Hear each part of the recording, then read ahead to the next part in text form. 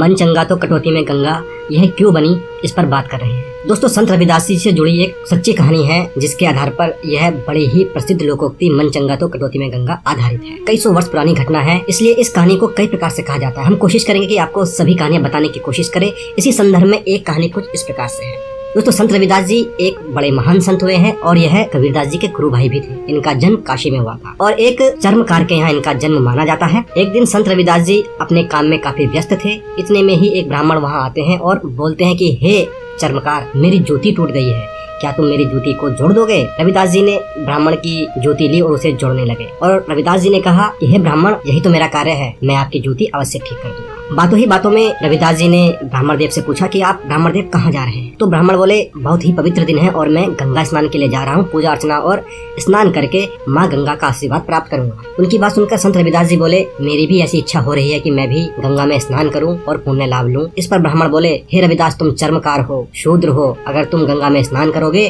तो गंगा अपवित्र हो जाएगी। इस पर बहुत ही धीरे से और विनम्रता से रविदास जी मुस्कुराकर बोले, आप सही कह रहे हैं, और फिर वह उसकी जूती को ठीक करने में लग गए।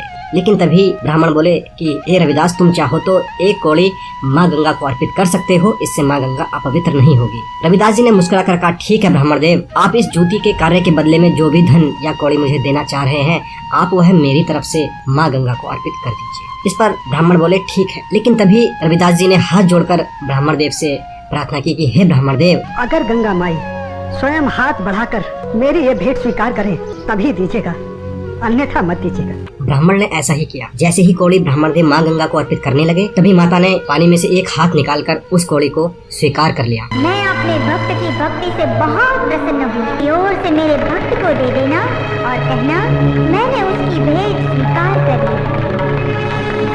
ब्राह्मण कंगन को लेकर नगर की ओर चल दिया। कंगन इतना सुंदर था, इतना महंगा था कि जाते जाते ब्राह्मण के मन में उसके प्रति लालच आ गया और वह उस कंगन को रविदास जी को देने के बदले अपने घर ले गया और उसे बेचने की योजना बनाने लगे ताकि उनकी गरीबी समाप्त हो जाए। लेकिन वह कंगन इतना महंगा था कि किसी के पास उसके बराबर मूल्य देने के लिए था ही नहीं। तो फिर ब्राह्मण ने सोचा, क्यों ना इस कंगन को राजा को अर्पित कर दिया जाए, बदले में राजा उन्हें काफी धन दे देंगे। ब्राह्मण उस कंगन को राजा के पास ले गए। राजा ने उस कंगन को अपनी पुत्री को दे दिया। यहाँ पर कई जगह यह भी आता है कि वह कंगन राजा ने अपनी पत्नी को दिया था, लेकिन इस कहानी के अनुसार यह कंगन राजा ने अपनी बेटी को तोहफे में दिया। वह कंगन पाकर राजा की पुत्री बहुत खुश हुई, लेकिन धीरे धीरे उसके मन में आने लगा कि यह कंगन तो एक ही है, मुझे दूसरे हाथ के लिए भी ऐसा ही कंगन चाहिए। उन्होंने राजा को अपनी इच्छा बताई, लेकिन राजा ने उनकी बात को टाल दिया। बेटी की जिद, उन्होंने खाना खाना छोड़ दिया। अंत में राजा ने बेटी की जिद के आगे झुकते हुए सैनिकों को आदेश दिया कि उस ब्राह्मण को लेकर आए। ब्राह्मण के आते ही राजा ने उनसे कहा कि आप मुझे वैसा ही दूसरा कंगन भी ला कर दो। इस पर ब्राह्मण ने आनाकानी की। राजा बोले कि यह तुम्हारी तप का फल है, आप दोबारा तप कीजिए और मेरे लिए कंगन लेके आइए, वरना आपको मौत के घाट उतार दिया जाएगा। और इस बात को सुनकर ब्राह्मण काफी परेशान हो गया। उसकी कुछ समझ में नहीं आया, वह अपने घर आ गया। अंत में उसने संत रविदास जी के पास जाकर सब कुछ बता दिया, उनसे हाथ जोड़कर माफी मांगी।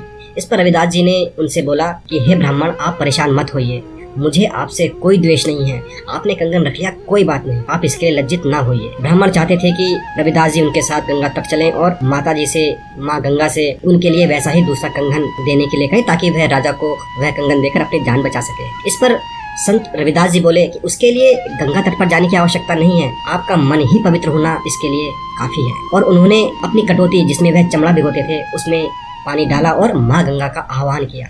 देखते ही देखते माँ गंगा उनकी कटौती में प्रकट हो गई।